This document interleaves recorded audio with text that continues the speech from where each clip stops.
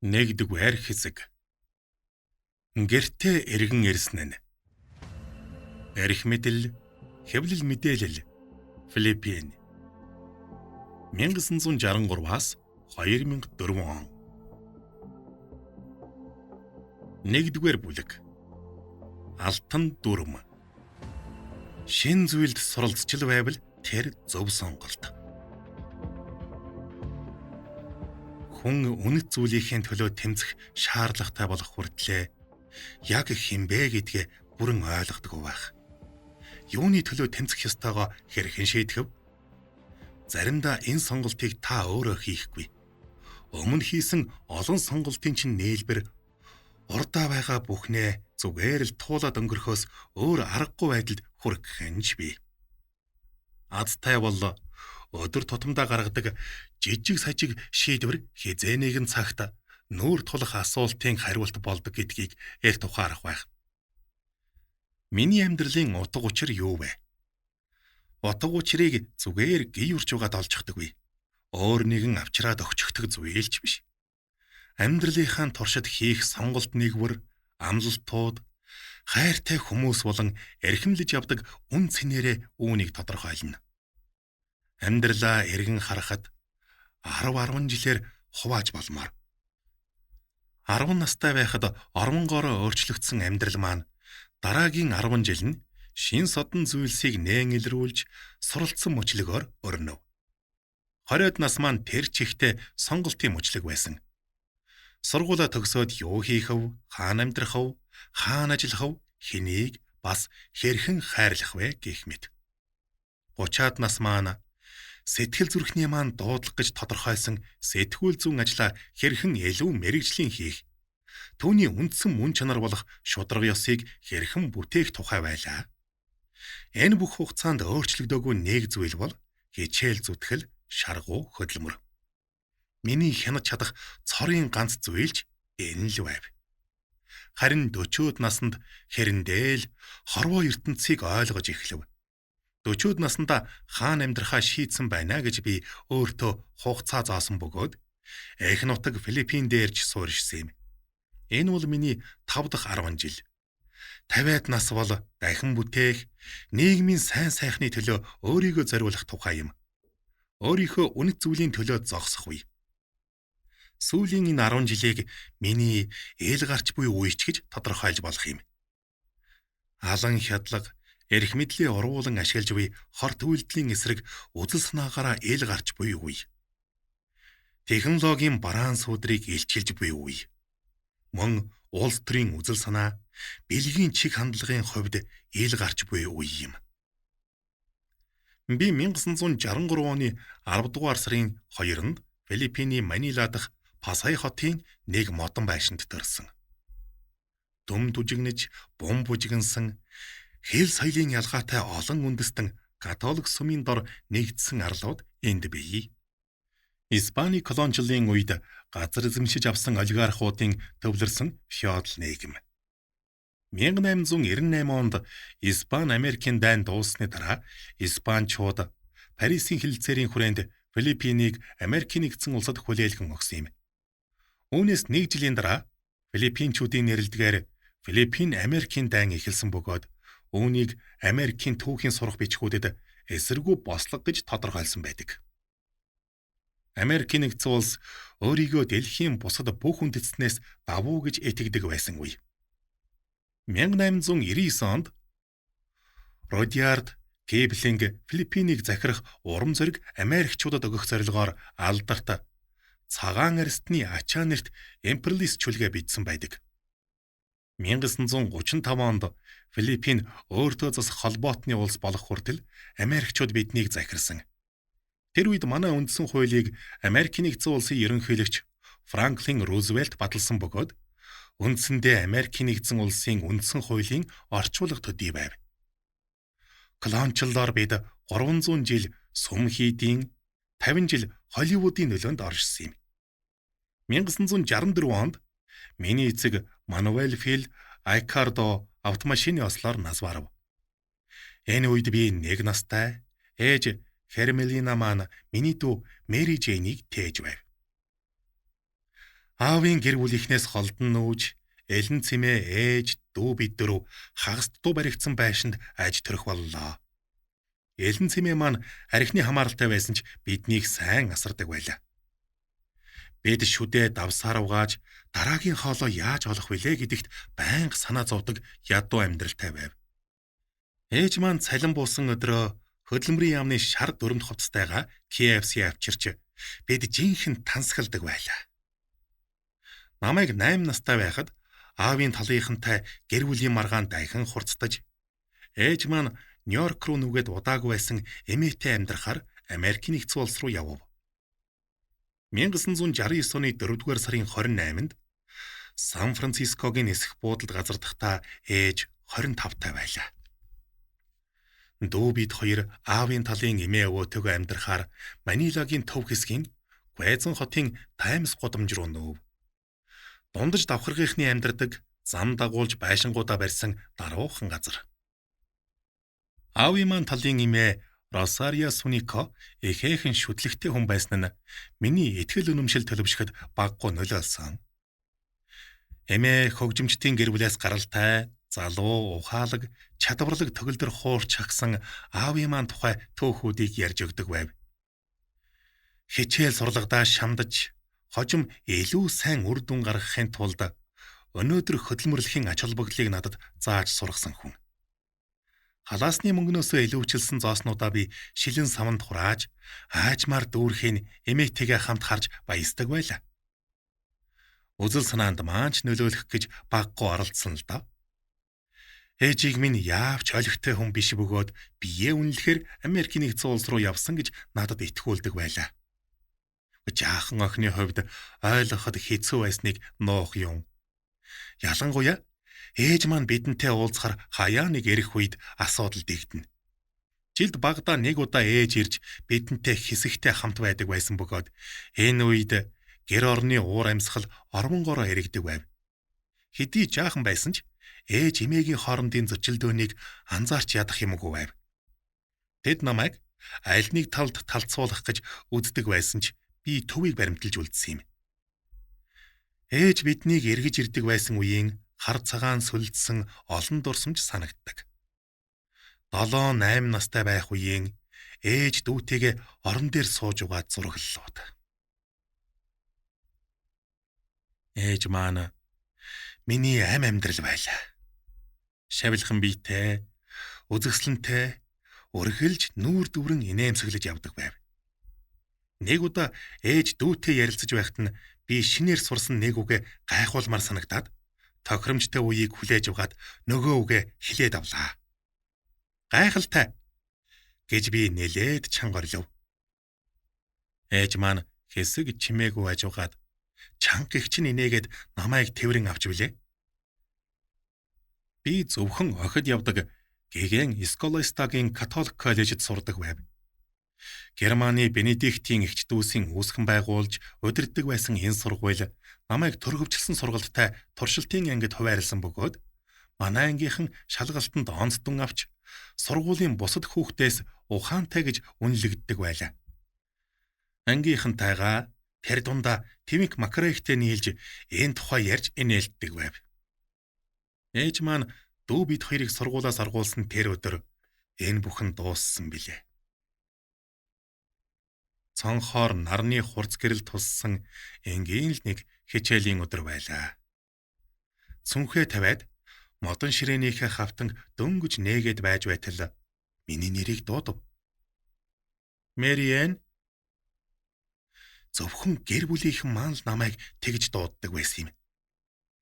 Мария Анжелита гэх нэрийн маань товчлсон хувилбарал да. Өндийгөө тартал ээж маань сургуулийн захирал Грация Гэлмаатай ангийн урд зогсож байв. Ширээ рүү дөхөж ирээд дөнгөж гаргаад байсан хичээлийн хэрэглээ минь буцаагаад цүнхэнд хийв. Танхимаас гарахад ангийнх маань араас ширтсээр үлдэв. Дараа нь бид дүүгийн анги руу явлаа. Дүү ангийнхан гадаа ээжийн дүү багш Гэлма Менси Милонодо нартай хамт хүлээж байв.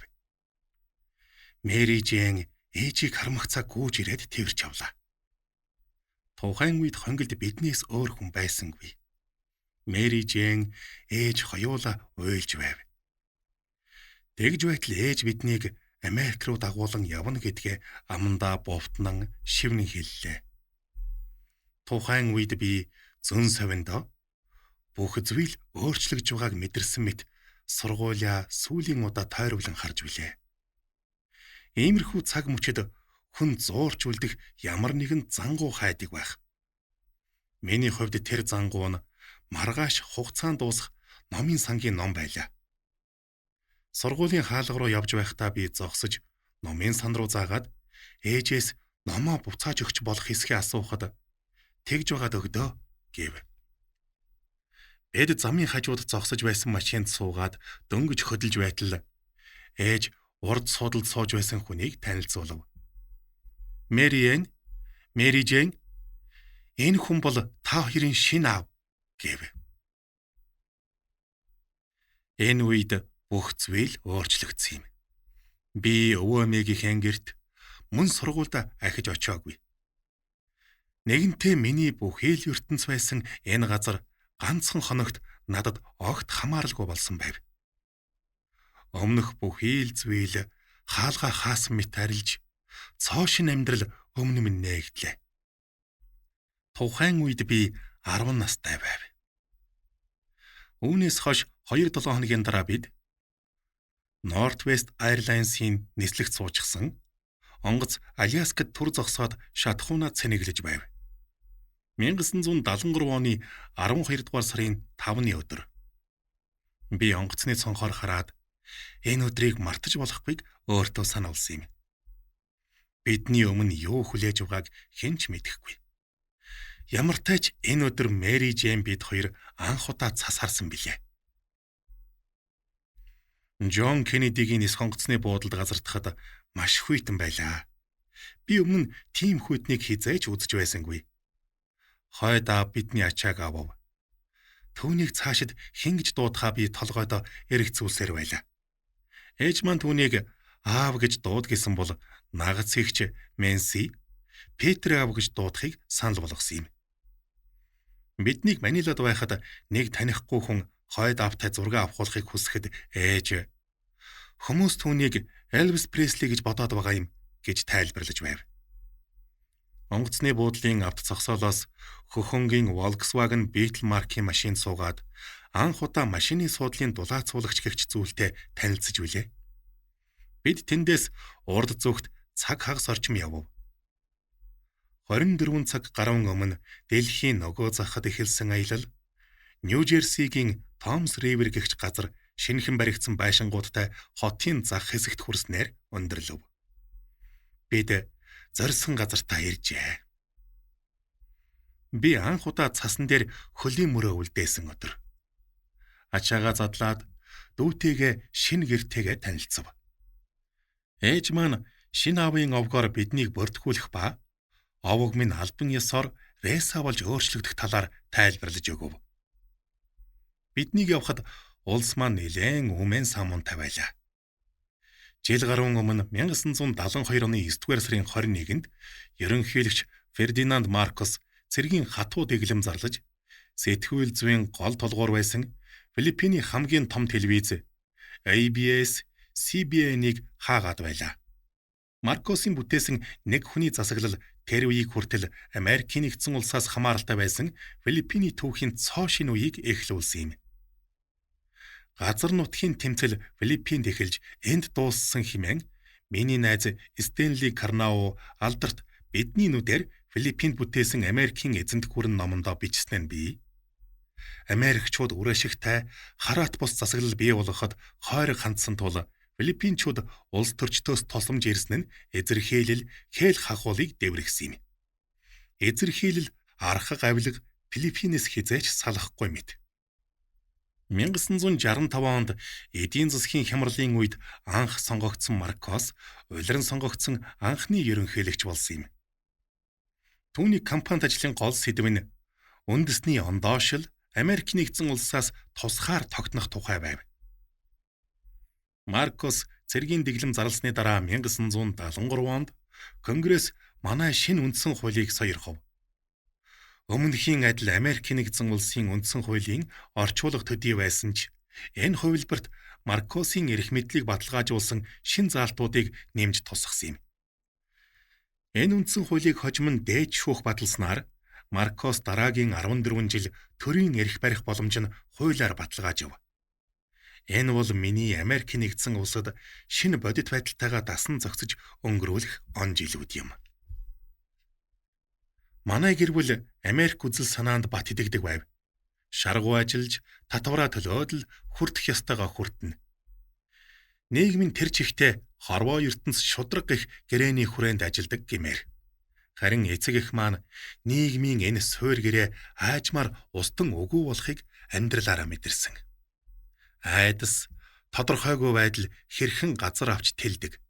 Шаргуу ажилласан хүмүүсийн хүлээлт нуран унахад юу болдгийг би сайн мэднэ.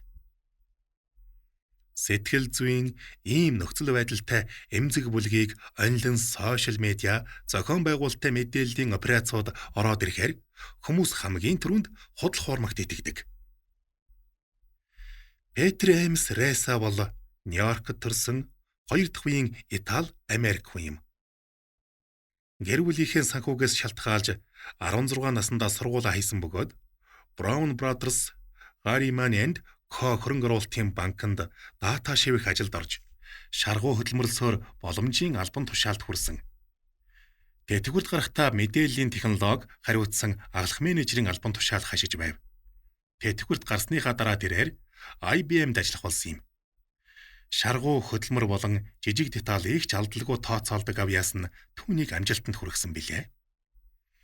Ээж тэр хоёр ёстой л Нью-Йоркийн гудамжинд мөргөлдөж танилцсан гэхэд болно.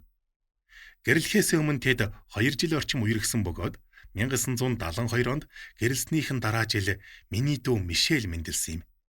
Дүүг төрснөөс ердөө 7 хоногийн дараа аав эгч Анид дүүг маань үлдээгээд тэд Мэри Жейн бид хоёрыг авахаар Манила руу ниссэн аж.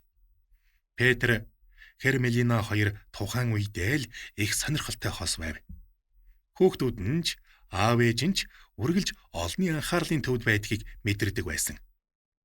Тухайн үед үүрийн гэгээнээр гэрээсээ гарч Нью-Йорк дахь ажилдаа 2 цаг галт тэргээр явж очоод үдшийн бүрийгээр гэртээ ирдэг шаргуу хөдөлмөрч хүмүүсээр би Америк нэгдсэн улсыг төсөөлдөг байлаа.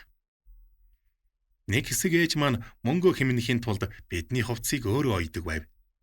Гэвч үнэндээ хэмнсэн мөнгө нь зарцуулсан цаг хугацаатайгаа харьцуулахад бодиттой хэмнэлт болж чадахгүй байгааг удлаг ойлгосон.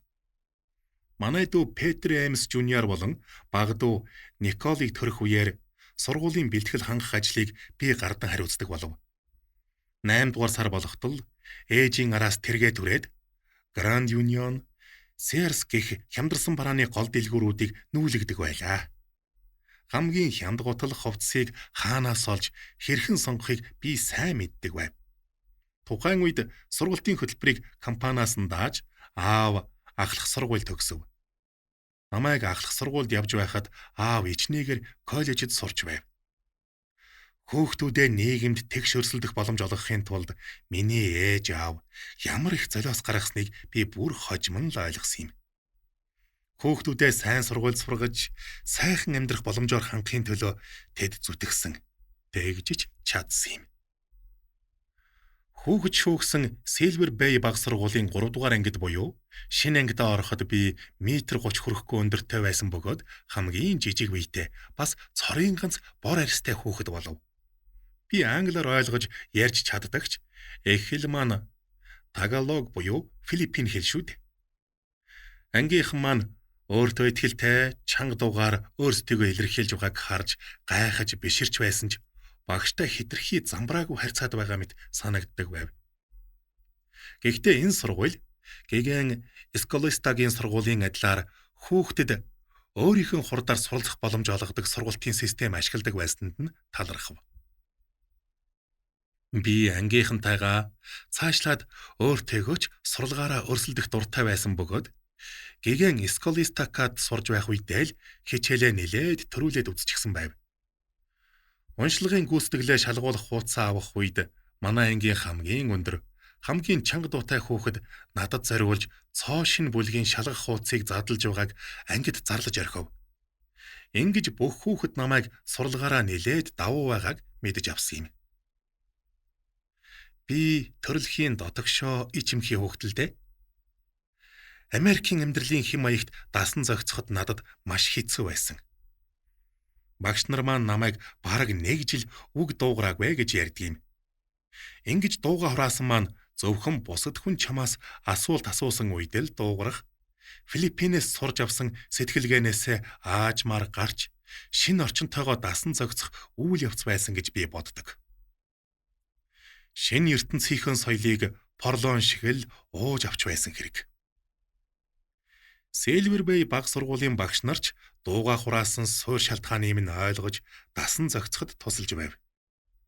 Хадагтай Рарик багш 7 хоног бүр үн төлбөргүй төгөлдөр хуурын хичээл ордог байсан нь надад нэлээд тайвшрал болов. Эмээ маань үргэлжил аавыг төгөлдөр хуурч байсныг, манай гэр бүл урлагийн гэр бүл болохыг цаашлаад авг ах маань концертийн төгөлдөр хуурч гэдгийг надад сануулдаг байсан юм. Хүн ер нь эргэн тойронд байгаа хүмүүсийн биелээгүй мөрөөдлийг өвлж авчих гээд байдаг да. Төгөлдөр хуур тоглох нь намайг өнгөрсөн үетэй холбож эрх чөлөөний мэдрэмж авахд тусалсан гэж болно. Заавал одоо өөр нэг гадаад хэл сурах гэж зовох хэрэггүй мэт. Хөгжим зохиож чаддаг болтлоо төгөлдөр хураа сайн давтахтал болно. Хөгжмийн зэмсэг тоглохын тулд хэдэн цагаар тасралтгүй хичээллэх шаардлагатай гэдгийг би эртээ ойлгосон. Тэгэж байж яг олонний өмнө тоглохдоо өөрийгөө чөлөөлж чаддаг болно. Хорвоо ертөнц дааж давшгүй мэт санагдах үед би хамаг эрч хүчээрээ хэдэн цагаар төгөлдөр хуур тоглож гадагшлуулдаг байлаа. Гэвч би бусадтай адил байхыг хүсдэг л байсан. Толны өмнө зогсоод англиар аятайхан ярих дасгал хийдэг байв. Арай илүү цайвар арьстай, шаргал үстэй байсан ч болоосоо гэж хүсдэг байв. Танихгүй шинэ газар ирээд өөрийгөө хэн болохыг ч ухамсарлаж амжаагүй явхад бусдаас ялгаатай байна гэдэг хүсэх зүйл биш. Америкийн нэгдсэн улс руу нүүсэн тэр жилээс би амьдралдаа 3 сургамж авч үлдсэн юм. Нөхцөл байдал яаж ч өөрчлөгдсөн, амьдрал тэдгээр сургамжийг сануулсаар тэр болгонд шинэ утга агуулгаар улам баяжиж байдаг билээ. Эхнийх нь үргэлж суралцахыг л сонгох ёстой. Өөрөөр хэлбэл өөрчлөлтийг эергээр хүлээн авч бүтлгүйдэх зоригтой байх хэрэгтэй. Амжилт бүтлгүйтэл хоёр нэг зоосны хоёр тал гэдгийг ойлгож авсан юм. Хизээ нэгэн цагт бүтлгүйч байгаагүй бол та амжилтад хүрэх боломжгүй. Миний ажигласнаар ихэнх нь тав тухтай байдлыг илүүд үзэж, хуучин найзууд, хэм маяг, дадал зуршилгээд танил зүйлтэйгээл зуралцаар байдаг. Америкийн нэгдсэн улс руу нүүсэн нь миний мөн чанарыг шалгасан гэж болно. Би юу авч, юу үлдээх вэ? Би ер нь хин юм бэ? Нэр маань хүртэл өөр болчихсон шүү дээ. Манила дахь сургуулаасаа гарахдаа би Анжелита Айкардо байсан бол одоо Мария Реса болсон. Надаас бусад бүх хүн ойлгодог шинэ хэл, соёл, ёс заншилтай цоо шинэ ертөнцөд ирчихсэн. Эхний жил нүүж очсны дараа нэг хэсэг гэрээс ээж гармааргүй тийм айдастай байсан билээ. Тэр үед би хэмжиж, удирдах чадах зүйлдээ анхаарахар шийдсэн юм. Бие даан суралцах хөтөлбөрт хэр ахиц гаргаж байгаагаа, ханооны төгөлдөр хуурын хичээлийг хэр хурдан дуусгаж чадхаа гэх мэтээр хэмжиж эхлэв. Номноос олон зүйл сурсны нэг нь сакс тоглох байв. Амралтын өдрүүдээр сургуулийн саксан бөмбөгийн талбайд очиод номоо цементэн дээр нь тавьж байгаад л бөмбөг залхаас эхлээд торгуулийн шидэлд хийх хүртэл бүх зүйлийг нэг нэгээр нь дагаж хийдэг байв. Ингэж номноос сурсан бүх зүйлээ бодит байдал дээр сургуйлж хэрэгжүүлж байв.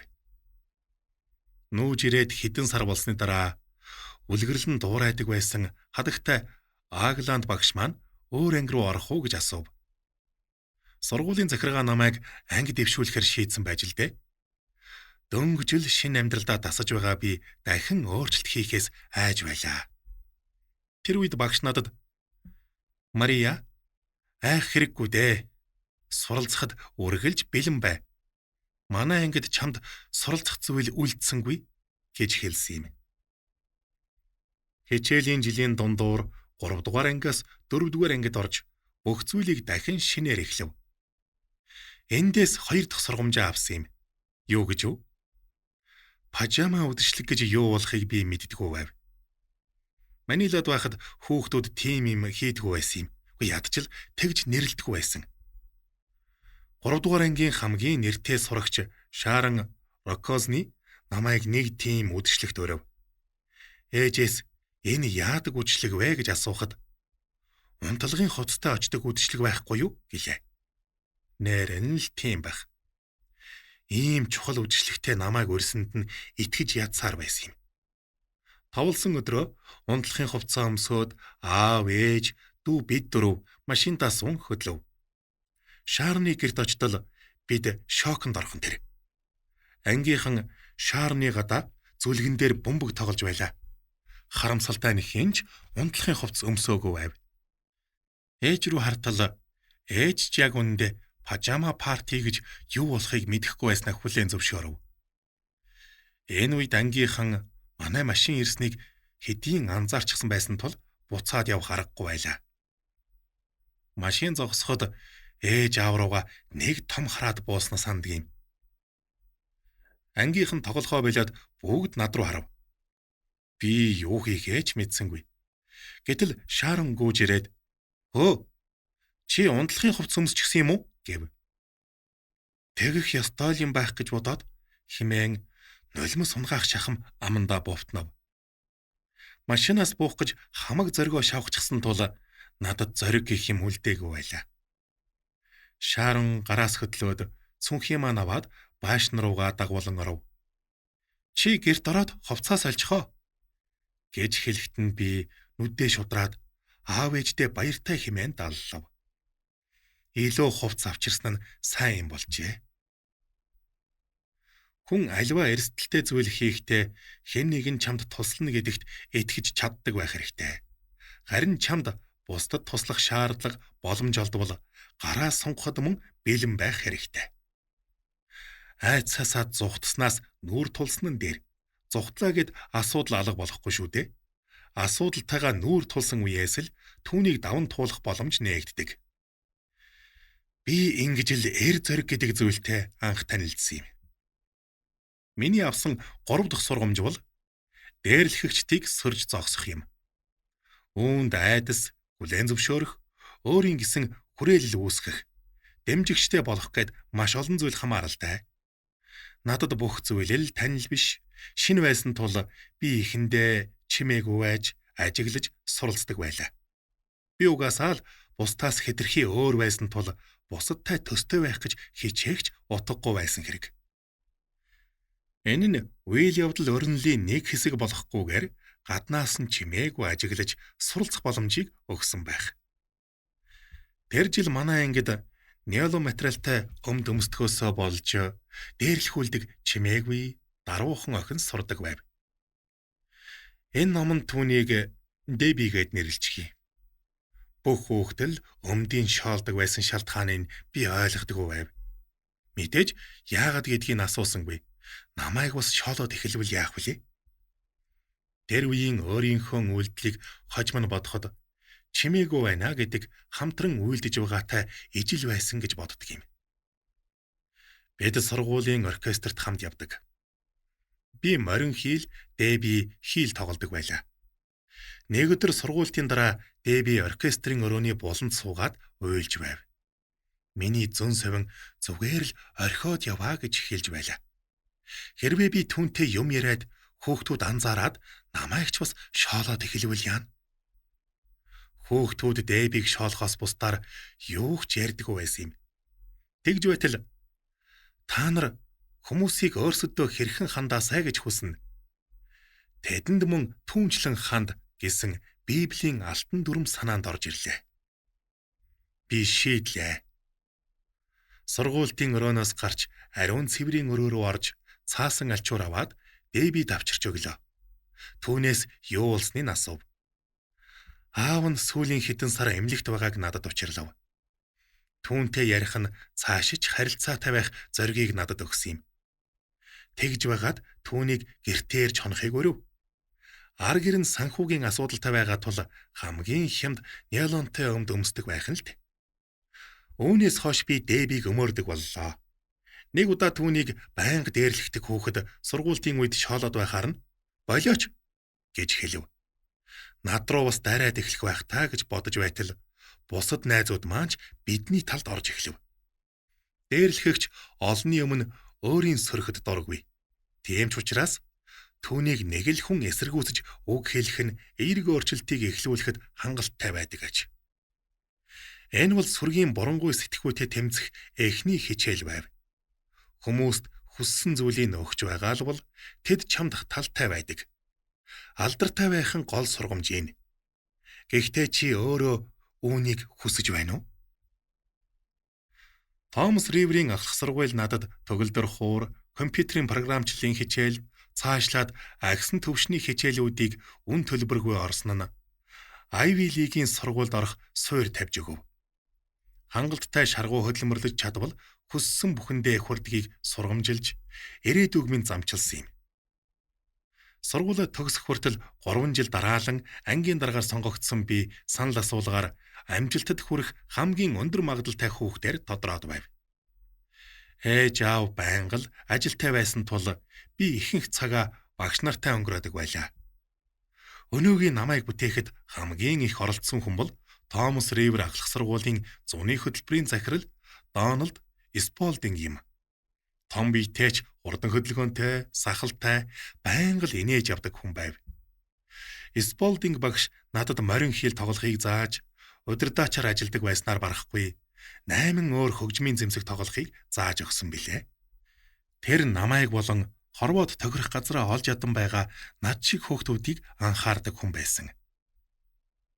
Хөгжмийн зэмсгээ тоглож, халтуур хийх боломж олгохын тулд хотын нөгөө захад байх гэрээс минь ирж авдаг байлаа. Бүтэн сайнны багуудын зоогийн үеэр Grand Round, Ocean County их дэлгүүрт Six Flags Great Adventure хөгжмөө тоглодог байв. Тэр намайг хүнийхээ хувьдж, хөгжмийнхээ хувьдж илүү хөгжин дэвшгэд хурцлдаг байлаа.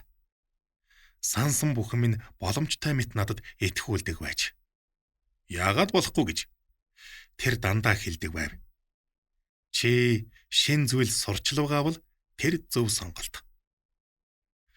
Дон Сполдингтой ойр байхдаа авсан бас нэг чухал сургамж болоо утга учиртай өөрчлөлтийг ганцаараа хийх боломжгүйг ойлгосон явдал байсан юм. Оркестроос авсан энэ сургамж хожим, сагс, софтбол, театр болон оюутны холбоонд байхад дахин баталгаажсан билээ. Гэсэн ч багийнхаа хувьд хэр сайн тоглогч байх чинь ур чадвар, хүсэл эрмэлзэл даван туулах хүчээр тодорхойлогдно. Хөгжмийн оркестрт надад сайхан байлаа. Нэг хэсгээрээ хөгжим сонсон баясаж, нөгөө хэсгээрээ хэмнэлээ тоолж, үзэгчдийн өмнө хэрхэн тоглож байгаагаа ажиглана. Анхаарлын маань тал удирдаачаа анзаарч, түүний удирдлагыг дагдаг байсан бол гоцлол хөгжимчний хувьд удирдан манлайлахад бэлэн байлаа. Энэ бүх хүчин чармайлалд сургуулийн дараа хөгжмөдөө живж, тэндээ амьдран хөгжмийн нотуудаа уусан, хамтдаа ичдийг бүтээдэг байв. Ийм хэмжээнд хүрэхэд маш олон цагийн дасгал сургуульд шаарддаг байсан билээ. Хөгжмийн оркестр нь хөгжиж буй ардчлалыг төгс төлөөлж чадахыг хожим нь ухаарсан юм. Хөгжим бидэнд утга уянга орчныг бий болгож байсан бол тухайн системд ярих нь тоглох, мэдрэх, дагах, заримдаа удирдах нь бүгд гагцхүү чамаас хамаарна. Хичээлийн хинээтэй гих нэр зүхээс айсан айдас маань намайг спортод оруулав. Гэсэн ч үнэндээ хичээлийн хинээтэй байсан юм. Бусад хүний надад тайлбарлаж чадахгүйг ойлгуулж, асуухаас имээсэн асуултуудад маань хариулт өгч байсан зүйл нь ном байлаа. Ялангуяа Харли Квинний романтик зохиолууд, шинжлэх ухааны уран зөгнөлт зохиолуудад дурлаж, Айзек Асимовын бүтээсэн ертөнцийг номоор л дамжуулан төсөөлж байв. Гэхдээ юунаас илүү би Star Trek-ийн улаан фэн байлаа. Джеймс Блишийн бичснээр Star Trek-ийн бүх зохиолыг уншаад барахгүй тусгай тавиурт бүгдийг цуглуулдаг байлаа. Номоор дамжуулан оюун санаагаа ойлгодог болов. Заримдаа сэтгэл хөдлөл, зөв мэдрэмжээ дагдаг Ахмад Кирк шиг, заримдаа логик гаргалгаанд суурилж асуудал шийддэг Вулкан Спок шиг. Энэ хоёр дүрээр хүний ялгаатай шийдвэр гаргалтыг тайлбарсныг нэлээд хожим ойлгосон юм. Даниэл Канеманы хожим томьёолсноор хурдан ба удаан боддог тархины ялгааг таньж мэдэв.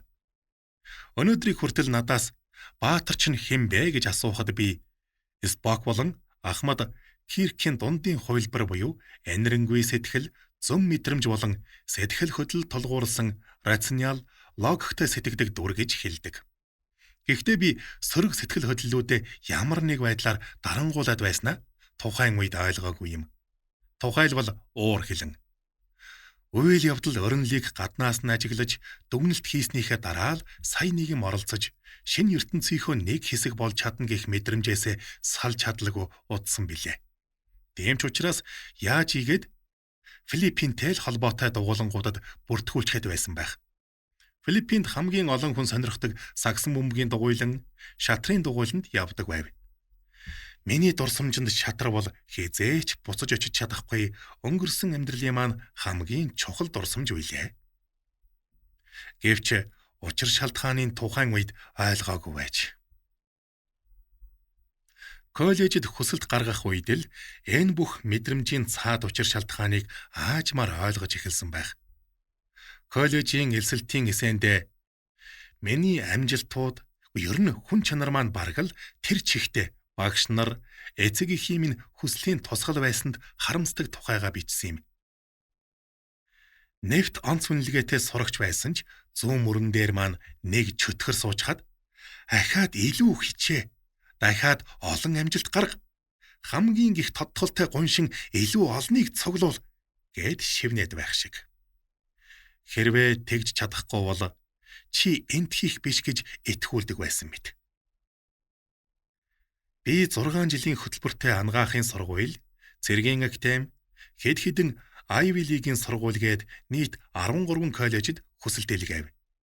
Эцэг их маань намайг эмч болгохыг хүсэж байсан бол би өөртөө сахилгават хэрэгтэй гэж бодож байлаа. Яг үүндээ би өөрийгөө яг хэн болохыг мэддэггүй байлоо. Ердөөл амжилт гаргах хэрэгтэй. Ямар нэг амжилт юу ч байсан яах вэ? Хүсэл маань өөртөө үл итгэх байдлаас улбаатайг гадарлаж байв. Гэсэн ч бас альваад бодитоор ханддаг хүүхэд байсан.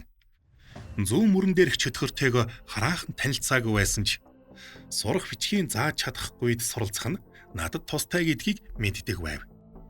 Ямар нэгэн шин зүйл сурчил байвал тэр нь зөв сонголт хийдгийг ойлгосон байлаа.